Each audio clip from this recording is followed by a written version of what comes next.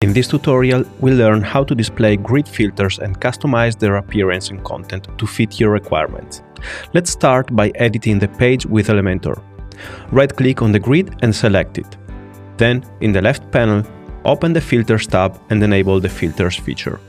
As you can see, a new section appears at the top of the grid. The filter content depends on the post type selected in the query parameters. For example, selecting podcast will automatically display podcast filters, and the same applies to every other post type. Using the available design options, you can customize the filter's appearance to match your website style.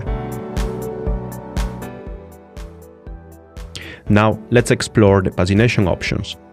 Under the pagination tab, you can choose between different pagination types, such as load more, infinite scroll, or previous next buttons.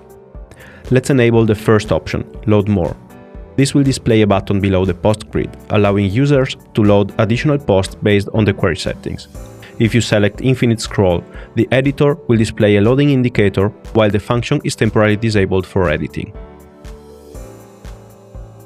This pagination type automatically loads more posts as you scroll down the page.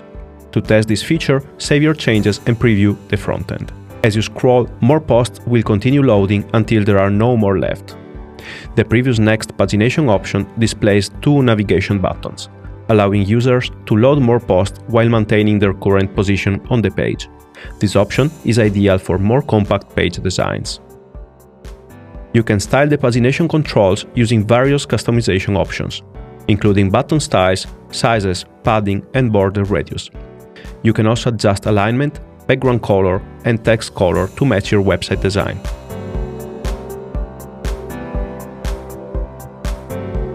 Combining filters and pagination. If you enable filters along with pagination, they will work together.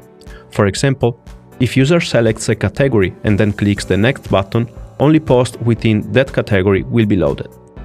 These features are perfect for enhancing interactivity and engagement on your radio station website. Thank you for watching and see you in the next video.